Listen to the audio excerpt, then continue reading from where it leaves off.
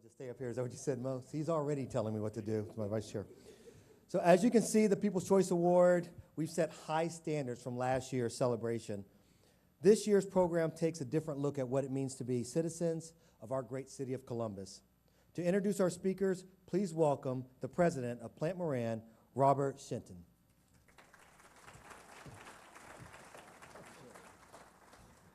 Well, let me start off by saying congratulations to the Columbus Metropolitan Club for another great year. I've been in Columbus for 15 years now, and the quality of the programs and the relevance of the organization has continued to grow year after year. So congratulations, Jane, staff, and board for another wonderful year. We are pleased at Plant Moran every year to host a forum, and this year we're pleased to host the annual meeting. And the topic this evening is putting down roots, catching the Columbus spirit. And let me start by saying I resemble that remark. It was August of 1998, August 17th to be exact, where my wife and I moved here to Columbus, and we had a one-year-old daughter and a second daughter on the way. Today they are 16 and 14. Professionally, my wife has taught for 14 years in the Dublin schools, and I've been 25 years with Plant Moran, but 15 years here in Columbus, over which time our staff and business has grown 300% in those 15 years. So we've got quite a story to tell when we talk about putting down roots here as a professional and personal example of that as a family. And our panel tonight is a great example of that too, of the folks who have the Columbus spirit. So you have some of the biographical information in your flyer, but let's give it first a brief introduction. First panelist. She is the well-known, creative, and well-connected and exceptional leader of the OSU Wexner Center for the Arts. Please welcome Wexner Center Executive Director, Sherry Geldin. Come on up, Sherry.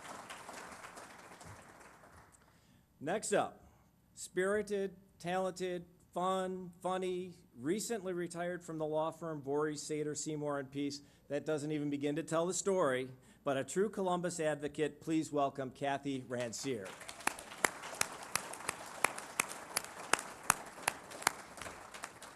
And the next one's a little bit of a fun one for me here because I'm also on the Experience Columbus board. And so as many of you know, we have a new executive director of Experience Columbus, Mr. Brian Ross, and I'm technically, I guess, his boss. And so in the opportunity to introduce him as the moderator of our panel, I would like you to welcome Brian Ross to help us talk about putting down our roots, catch the Columbus spirit. Thanks, guys. Thank you, Robert. Well, welcome. Good evening. Everybody glad to be here? We're going to talk about Columbus. Outstanding. Well, what I want to do is you're going to hear a little bit from Sherry, Kathy, and myself, what we love about the city and why we have roots here in Columbus. I think most of you have heard Mayor Coleman talk about why Columbus is the best city in the nation to live, work, raise a family, and visit. I added in visit. I hope I can beg forgiveness on that one. So we definitely need to have visitors in the city. But with that, I'm actually an example of that. I'm proof. I am, I guess, one of those boomerang individuals. I graduated from the Ohio State University and started my first professional job at the Hyatt Regency Columbus. And I started with Hyatt and started through my career, and with that career progression in our industry, you had to move a little while. So I had to move 7 different times. I spent time in Cincinnati, spent time in a few suburbs in Chicago, Oak Brook, and also in Deerfield. Came back to Columbus, stayed here for a little while, took another trip to Chicago, downtown Chicago, spent about 3.5 years there, and then came back to Columbus. So I guess the first time, my first boomerang was defective. Took me a couple of times. But in 2007, great opportunity with Experience Columbus to come here and talk about how progressive, how vibrant, how much of a wonderful city that we are, and that's where my family's heart was. My son Jake, my wife Mary, and I truly believe where this city is going, and we're very excited to talk about this on a regular basis. So, enough about me. Let's talk to these wonderful women here And if I don't do this right, I may be on that cutting board, I'm sure that probably just left here. Yeah, I heard that 4 other people turned this down before. I'm just kidding. So, but with that being said, we have 2 tremendously talented leadership women in our community, and we're going to hear a little bit from them. So let's go ahead and start with Sherry. I know you've traveled the world, seen a lot of the creative scene throughout the globe, and came to Columbus from Los Angeles, I believe, in 1993, and have been here since. So what's kept you in Columbus? Well, I just want to go on record and say I was 5 when I arrived. In case anyone has the audacity to do the math. Yikes. So, well, first what brought me here? I have to confess, when I got a call from a headhunter, I had heard about this place called the Wexner Center for the Arts. It had made a mark for itself. Already within the art world, I was at the Museum of Contemporary Art in Los Angeles. And I even knew my predecessor, which sounds kind of awkward to say right now, but he had come to visit MoCA to borrow some works for what would be the inaugural show at the Wexner Center. And I had heard something about this kind of radical building in the heartland and thought, wow, that's a bold move for any place but Columbus, Ohio, and the university. So I was kind of curious, but I confess I had to go to the map and find out where Columbus was. I did, and there were 2 things that I was not going to be able to get past. One was, being the coastal snob I am, was it in the Eastern time zone? What can I say? It just couldn't be anywhere in the middle. I couldn't be. And the other was there a nonstop flight to Los Angeles? Well, I will tell you, in 1993, there was. And no sooner did I take the job than there wasn't. And I was pissed. I thought, and I will confess that first time I came cruising in on the one runway and the one terminal building without even any arms or anything. Thank goodness the weather was good. It was May. They were really smart. They recruited in May, because California girl, had they recruited me in January, forget it. I mean, seriously, my first January here in 1994, 22 below 0 on 3 successive days. I thought I was dead. I couldn't feel like any part of my body.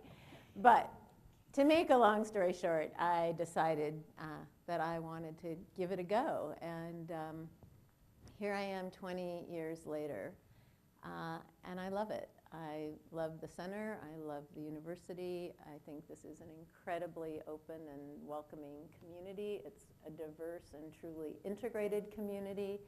I feel like I have been welcomed warmly from the get-go, and keep waiting for the honeymoon to be over. Now, Joe Aludo is in here somewhere, and so the honeymoon could be over, and I don't know it. But I think I'm okay for the next 24 hours. And you know, the fact is, I'm sticking it out until I get the one perk that Kathy has that I don't have, which is the ability to drive right up to the airport, park my car on the sidewalk, and On the get out of sidewalk? town. No. That new runway was for her. Exactly, exactly. So over to you. Sorry. Thanks. Thank you. Best-kept Thank secret you, is Sherry. no longer the best-kept secret. I didn't know it was a secret. I'm sorry. Thank you, Sherry. So Kathy, you came here from Huntington, West Virginia. And so what brought you here? So I grew up in Huntington, West Virginia. Until I was in the 4th grade, the school system was segregated, as well as all public accommodations. And you know, back of the bus, the whole bit. And also not too many friendly relationships or contacts with white adults. And so, you know, it was what it was. But what was fun, among many other things, was that a couple of times during the summer, the moms, for the most part, in our little black community, would they bake cakes and cookies and sell and have all sorts of yard sales and things. And the purpose for which they did that was to raise money so that we could hire a bus and the moms and the kids would come to Columbus, Ohio, to go to the zoo and the amusement park and the movies and to shop, something that I could not do with comfort, or I could not do, period, in Huntington. So we used to jokingly say, but with some sincerity, that Columbus was north to freedom. And then we also had the phrase that you grew up learning reading, writing, and Route 23. So I had affection, a deep affection for Columbus. It always represented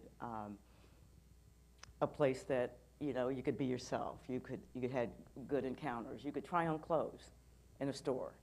You could sit anywhere in the movie theater, and so on and so forth. So, so then years later, when I decided to go to law school, and was choosing law schools, and among those was the Ohio State University College of Law. And my father just adored Ohio State. He used to say that the Ohio State alumni could elect the next president, and as large as it is. And, but, you know, he was very encouraging that I would come to Columbus, and best decision I ever made, and so glad that I remained. Now, what year did you come to Columbus? Came to Columbus to live in 1971. Is there anything else special about 1971? I was trying to think of what that might be, and actually, where are you? Hey, cutie. Fred. Hey, cutie. Hey.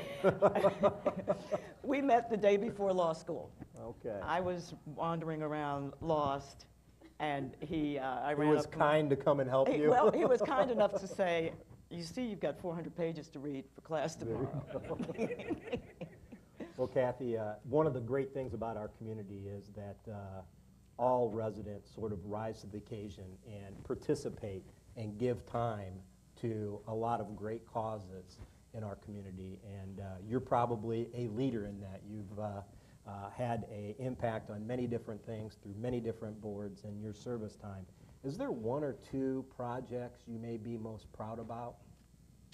Well, one that it's very near and dear, and it's a consequence of the birth of our middle child. Our second son, Charles Ranciere, was born with a rare birth defect. And so he was developed at his peak. He was cognitively about a year old, and in terms of personality, he was about 3 years old. But I learned after we got that horrible news, and he had a very short life expectancy, was 6 months, but he lived to be almost 18. So it's a fun story. It's a fun story for our family and our friends, and those of you in the audience that got to know him, you know, it was a good story. But what was wonderful was discovering the resources for Charles Ranciere in this community were awesome. And so, of course, we had Children's Hospital, but we also had the Franklin County Board. At the time, it was the Franklin County Board of Mental Retardation, Developmental Disabilities. And so I had the honor of being on that board, as well as chairing that board, and working. Again, it was obviously self-serving, but it was also very therapeutic for me to be able to give and be a part of a world that, in all candor, I probably would not have been part of had it not come into my home. Yeah, that's great. That's great. Sherry, can you come up with just two things that sort of stick out to you about Columbus, and maybe a couple of things that those two items keep you in Columbus to have those roots grow even deeper? Kathy touched on it a bit. This is a remarkably open and tolerant and fair city. I came here from Los Angeles. Everyone imagines California, very diverse, very kind of egalitarian opportunity for everybody. But I will say that in my first 6 months of working at the Wexner Center and getting to know civic and corporate leaders, I met more African Americans than I would probably encounter in Los Angeles in 3 years' time. And the museum was right downtown LA, so it was not in, you know, Beverly Hills or Westwood or something. Columbus in many ways got there earlier than other places did. The other thing that really strikes me about this place, and it's sort of related, is just sort of how easy it is to get involved with whatever cause, passion you might have. It's, you don't have to come from a fancy family. You don't have to have gone to just all the right schools. You might have to know a few really good people, but it really has a sense of kind of freshness and authenticity about it. You know, the flip side of that, and it's something I know you struggle with, is that there can be a kind of Midwestern modesty, a kind of, aw shucks, we're really not that great. And I know Not anymore. you're working hard to turn that around. Exactly, that swagger the mayor is talking about. But, you know, I tell people this all the time. Many cities have contemporary art centers alongside encyclopedic art museums and other cultural institutions. Many of them have remarkable resources in terms of the arts and culture. But in 1989, when the Wexner Center opened, there wasn't a single place like it anywhere in the country. That notion of bringing all of the arts together under one roof on a university campus, focusing on contemporary art, the art of our time, making the program international, diverse, touching on every nationality, religion, ethnicity, sexual orientation, you name it, a place where creativity could be celebrated, and sometimes kind of wacky creativity that people were scratching their heads about and still do oftentimes. I think that's pretty special. And I really appreciate Columbus for kind of nurturing this young upstart child of 3 that is now next year going to celebrate its 25th anniversary. Outstanding, outstanding.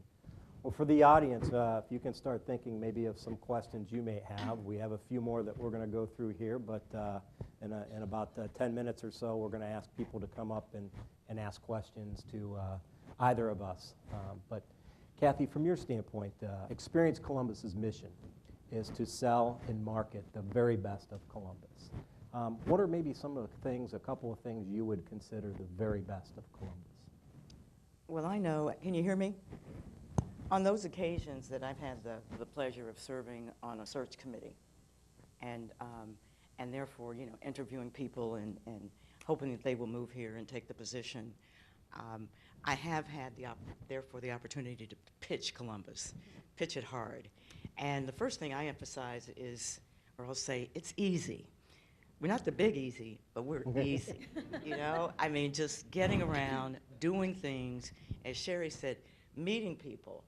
It's easy. We were, you know, very fortunate. I think Fred and I would be among the first to say how we started our business and the outreach that people gave us. We were given opportunities to serve on various boards and to participate in the community, and consequently, we've gotten to know just an array of people. I sort of like Sherry, I challenge anyone to, you know, to just in any place to say that you can encounter and have deep relationships and really come to know so many wonderful people from so many different walks. I mean, it's suffice to say we are really close friends. I mean, we've you know, she's had Christmas dinner at our home twice. The only Christmas dinners you've had, right? Probably. And that's another story we'll go into later. No, but just, the kids love it, our Jewish friends coming for Christmas dinner. But, yes. But no, I love pitching Columbus. I find it an easy sell. It is. It's a great city. So as we move forward, and this question will go to both of you, and we'll start with you, Kathy. Is there one thing that Columbus needs to do to make it a better city to live? I know we're I keep trying to think of things that are uplifting, but there's no avoiding this one circumstance because it's in the news every day, and it's been in the news for the past several months, certainly, if not years. I had the pleasure of serving as one of the co-chairs of the Columbus Education Commission earlier this year. So, we've got something that we have to really address to be a better city than we are. I don't know that we can achieve many more goals, and we certainly have. We're one of the best cities to live in, and so on and so forth, and it's supposed to be one of the smartest cities. Unfortunately, that designation came out the same week that we also learned how poorly our children are performing in the school systems, and it's not just Columbus Public, it's all the schools. So we've started coming together as a community. I think we're going to still stay together, and we're going to have to overcome that problem to move forward. Exactly, and that is a very important initiative, and will give us the opportunity to even come out showing that this is a great opportunity for us to capitalize on and show how we can overcome that challenge as a city and put us back in the spotlight. So what about you? Anything, Sherry, that... So I'll pick up a little bit where Kathy leaves off, although I think her point is so well taken. But let's say we solve the K through 12 program or get close to solving it. The fact is that Columbus and the immediate maybe 50-mile radius of the city hosts some 100,000 college students at any given time.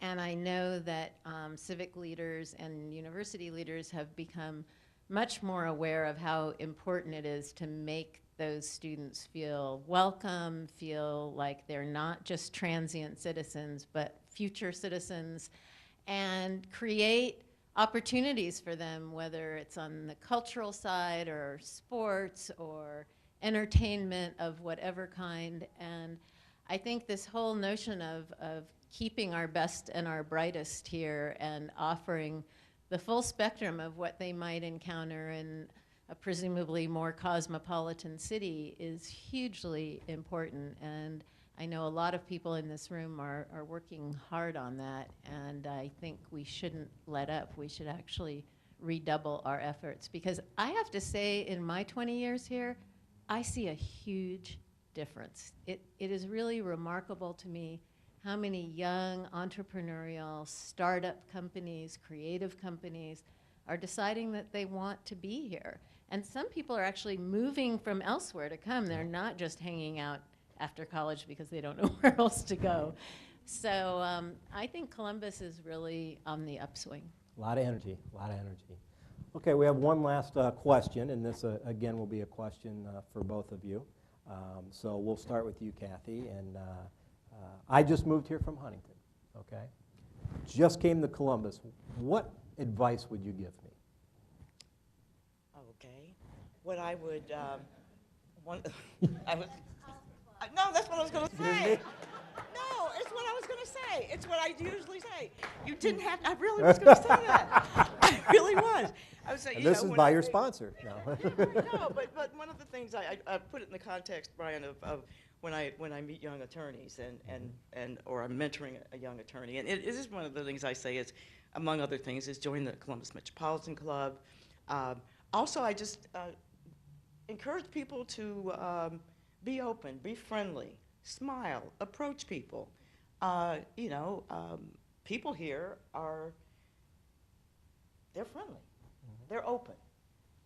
We are so much more, in that regard, I will say, so much more diverse as we become over the years. I mean, just people accepting and looking forward to meeting and other people and so on and so forth. So I just encourage them not to expect rejection, not to expect people to be snobs and aloof, because you'll get what you expect if that's how you approach it. But I think people here are just looking forward to making friends. Okay. And Sherry, I just came here from LA. Jumped off the plane. Okay. Jumped off the plane, and I have to tell you. And I have more hair than I have now, so. We're not talking about the hair. But I will say that I jumped off the plane and out into a surface parking lot. And in the middle of that surface parking lot was a Roy Lichtenstein sculpture. And I thought, uh-oh, if that's what they think about Roy Lichtenstein in Columbus, Ohio, I may have clicked my heels 3 times and gone the wrong way. Thankfully, it's in a more respectful spot now, although it's still not as grand as it could be. But the truth is, was that bad to say? Is he laying here? I've shared the board for 6 Oh, but it's getting there. It's getting there. It's an You improvement. can hit that mic right there. Just Yeah. Okay, now we're disintegrating into Yeah. point counterpoint. You know, Jane, you ignorant. No. I said it was. I But it's gonna be know. moved.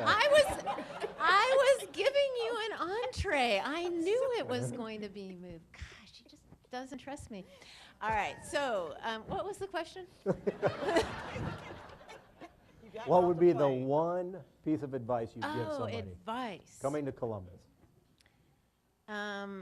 Well, the advice I had to learn really difficult straits was no 4-wheel drive little cars in icy, snowy conditions. Because rear wheel drive. That's what it was. It was rear wheel drive, and I was that menace on the highway that didn't know how to drive in the snow. It was pretty ugly. All right, so more serious advice. Gosh, I don't know. You know, it's just kind of go with it, you know, get to know it, explore it,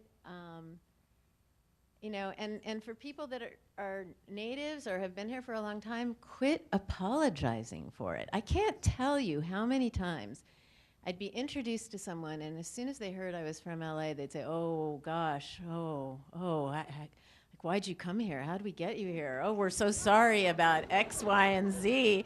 And I mean, pretty soon I started to wonder myself. I just thought, yikes, we've got to do something about this. And I do think that thanks to Brian and his predecessor and the Experience Columbus Board and the mayor's office and all kinds of really good people, there is a very smart and concerted effort to brand Columbus in a different way.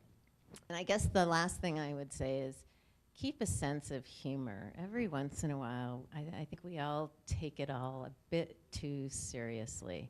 So I'm going to share something with you that was one of the happier moments I had in one of those, you know, civic convenings that was at the Columbus Foundation, and a whole bunch of people were summoned, and we were put around separate tables to talk about not exactly a tagline, not a brand, but something that captured Columbus. And it's, of course, what eventually produced the Smart and Open, which I think is terrific. But someone had the audacity to suggest something like the following. I hope I don't butcher it, but it was very funny. And it went something like, Columbus, nice assets. I wasn't in that meeting. I mean, come on, you've got to laugh. I mean, it's true, right? Okay, I guess I better quit. Yeah, you may need that. So we are going to open it up to the audience for questions. I do see we have someone to ask the first question. If you could step up and just say your name. Good evening. I'm Kathy Fox. I'm a past chair of the board of the CMC, and what a wonderful program. Like these two ladies and our moderator, I came here when I was an adult, and What I noticed when I first got here was that Columbus had some pretty average restaurants. And what's happened since then is just an amazing evolution of incredible culinary delights. And I'm hoping that each of the three of you might share with us some of your favorite restaurants in Columbus. We can say it together. Okay. 1, 2, 3. Rigsby's.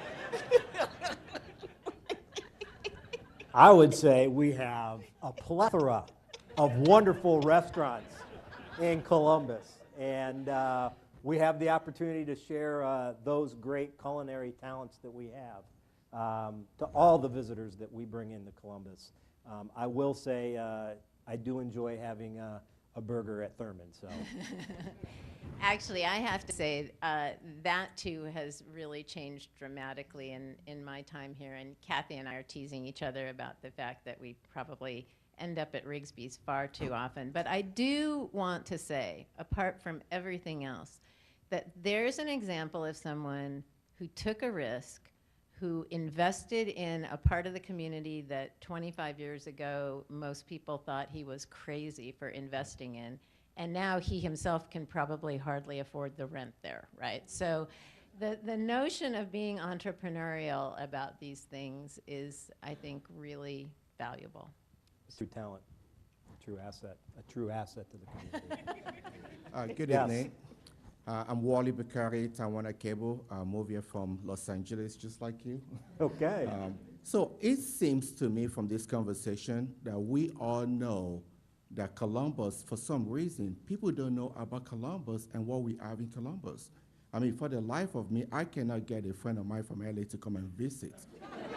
For the life of me, I mean, no matter what, in 5 years, what are we doing really to begin to promote Columbus across the country? Yes. We are working very diligently to continue to get that smart and open brand essence out to all of the nation. It's something that we work on daily, and it does come down to as we continue to get additional funding, we have more of a scope, a reach that we can get and share with people what Columbus has to offer. And we really have to come up with, we sort of have a brand essence, but as we all know, we have to turn that into some type of identity, something that it will resonate with people, so that we can build some equity off of that.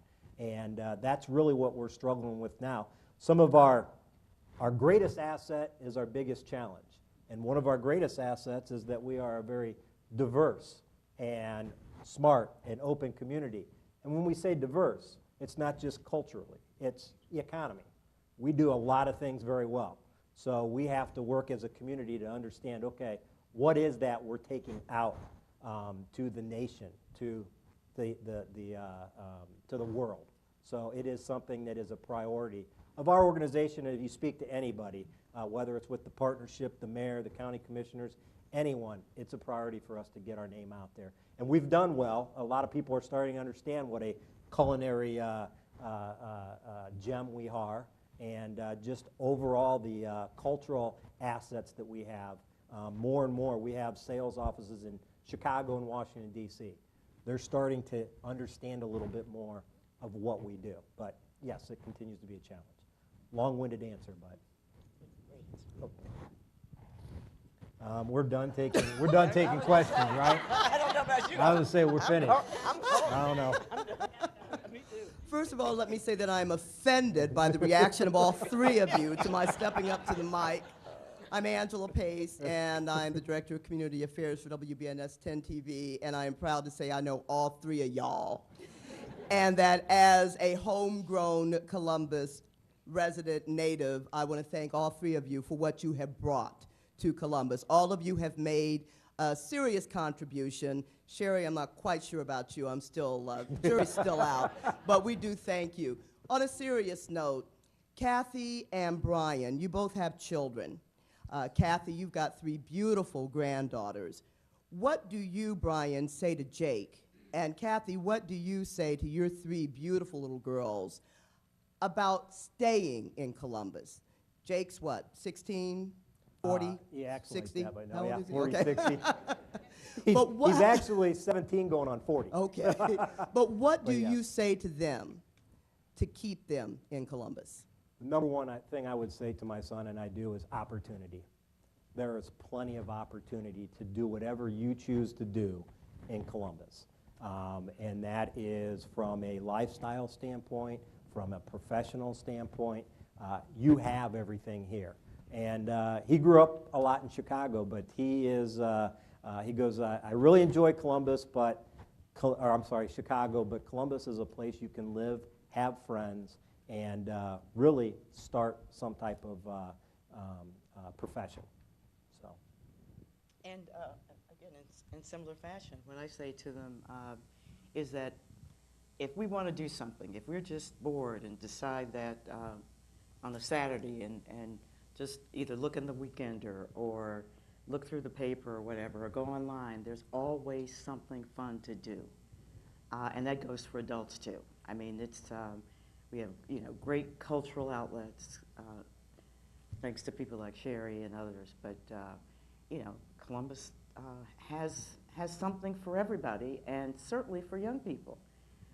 COSI and the zoo and so on and so forth. There's, I shouldn't say it maybe, but I wish they had not opened American Girl, but I don't know that was I don't think that wasn't on my list.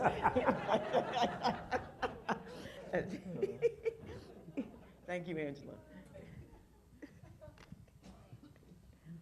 Hi, my name's Last Marie one. Trudeau. Thank you for being here. I'm one of two people born and raised in Columbus, along with Angela. And I live down here. I volunteer at the local public schools, and that seems like a natural to me, that if you live in a community and we have such a problem with the schools, that you just go and you do something. Do you have any suggestions on getting people more involved in volunteering in these schools? I mean, these are all our kids, whether they live in our houses or not. I guess this may be more of a Kathy question, or I'll go.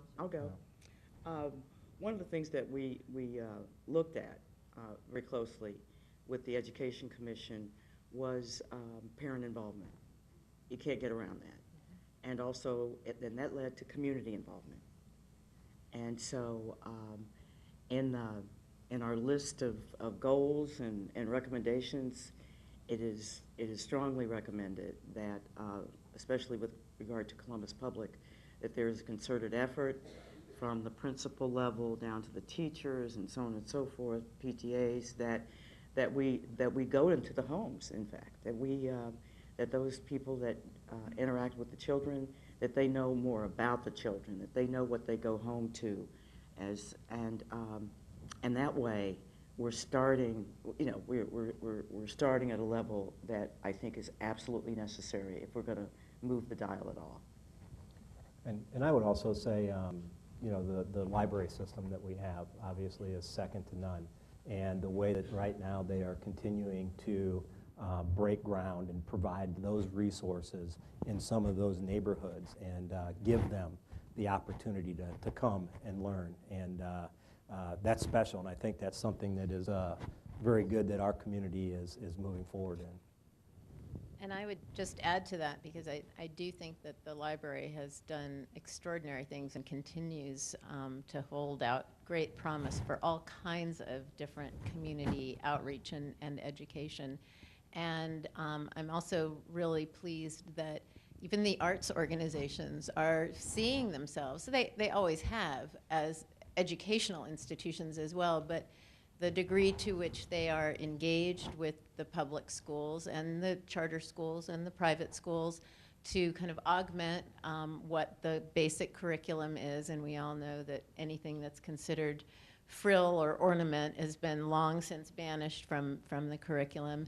And we have joined forces with the Columbus Metropolitan Library, the Columbus Museum of Art, COSI, WOSU, and the Wexner Center to create a consortium that is really focused on providing teens with after-school alternatives. And it's it takes a village. It takes all of us in whatever way we can to contribute. Mhm. Thank you. Thank you one more time to our panelists.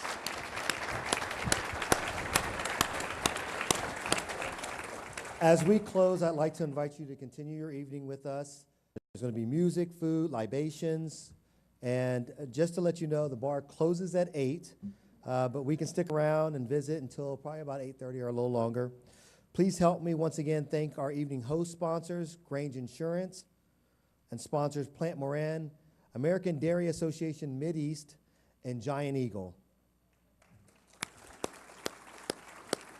And let's thank our panel, Sherry Geldon, Kathy Ranciere, and our host, Brian Ross. Thank you all for coming out and enjoy your evening.